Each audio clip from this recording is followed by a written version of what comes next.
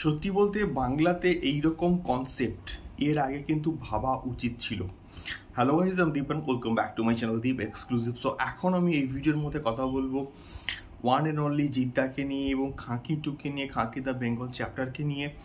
এবং এটার শুটিং প্রায় কিন্তু শেষ, এমনটা আমরা কিন্তু মোটামুটি খবর পাচ্ছি। যার একটা বিরাট বড় ক্লাইম্যাক্সের কিন্তু শুটিং হয়েছে একটা এয়ারপোর্টে, এমনটাও কিন্তু মোটামুটি খবর আসছে। এবারে যখন আমরা পুরো সিরিজটা দেখব তখন কিন্তু আমাদের কাছে আরও অনেকটা ক্লিয়ার কনসেপ্ট হবে যে এই খবরগুলো কতটা সত্যি ছিল বা কতটা সত্যতা ছিল এই পার্টিকুলার নিউজগুলোকে নিয়ে।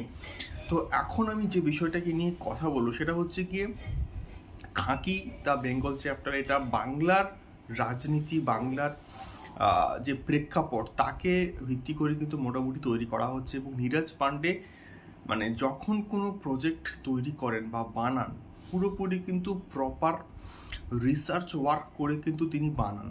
তো এক্ষেত্রেও কেন সেটা বাদ যাবে। তো মোটামুটি যে সমস্ত খবরপত্র উঠে আসছে সামনে থেকে, সেটা হচ্ছে যে টাইমলাইন, যে সময়কালের উপর ভিত্তি করে এই পার্টিকুলার সিরিজটাকে তৈরি করা হচ্ছে, সেটা হচ্ছে কি ওই 2000, 2001, 2002 এই যে সময়কালটা, এই সময়কালে বাংলার রাজনৈতিক অবস্থা কীরকম ছিল, বাংলার ওই সময় পলিটিক্যাল সিনারিও, পলিটিক্যাল অ্যাসপেক্টগুলো কীরকম ছিল এবং তার উপর ভিত্তি করে যে ক্রাইম। তো এই ওই যে বেসিক্যালি যে টাইমলাইনটা, ওই টাইমলাইনের উপর বেস করে কিন্তু তৈরি করা হচ্ছে খাঁকি দ্য বেঙ্গল চ্যাপ্টার বা খাঁকি চ্যাপ্টার 2। এমনটা কিন্তু আমরা এক্স্যাক্টলি খবর পাচ্ছি। এবারে আমরা যখন দেখব তখন কিন্তু বুঝতে পারবো যে এটাও কতটা সত্যি বা কতটা মিথ্যা। তো ওই সময় আমাদের বাংলাতে কার রাজ ছিল না, সিপিএমের।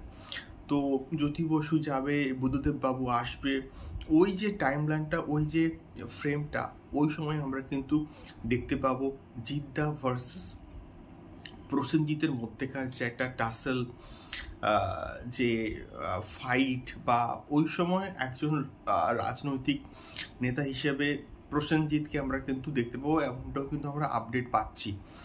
সো এটা যদি হয় তাহলে প্রচণ্ড ভালো একটা কনসেপ্ট হবে। এবং ওই সময়কালের কনসেপ্টের উপর ভিত্তি করে কিন্তু বাংলাতে কাজই হয়নি, মানে সেই লেভেলে, সেই স্ট্যান্ডার্ডের যে ভাবনা চিন্তা সেটা কিন্তু হয়নি, এবং তার কাজও কিন্তু হয়নি, যেটা এক্ষেত্রে কিন্তু নীরজ পান্ডে এবং তার টিম এবং নেটফ্লিক্স কিন্তু ভেবেছে এবং করে দেখাচ্ছে। এটা বেসিক্যালি ভালো একটা উদ্যোগ, এবং এই রকম কনসেপ্টের কাজ আরও হোক। এবং বাংলার রাজনীতিকে এক্সপ্লোর করলে না আরও অনেক কিছু কিন্তু বেরোবে, যেটা আমার মনে হয় যে এই পার্টিকুলার সিরিজটার মধ্যে এই সমস্ত বিষয়পত্রের অনেক ডিটেলিং কিন্তু থাকবে। দেখা যাক এক্স্যাক্টলি কি হয়। তো এটাই মেনলি একটা এক্সক্লুসিভ আপডেট ছিল। দেখা যাক এই এক্সক্লুসিভ আপডেটগুলো কতটা সত্যি হয়। আমরা যখন সিরিজটা দেখবো তখন কিন্তু আরও আমাদের কাছে ক্লিয়ার হবে যে বিষয়পত্রগুলো এটা কতটা সত্যি।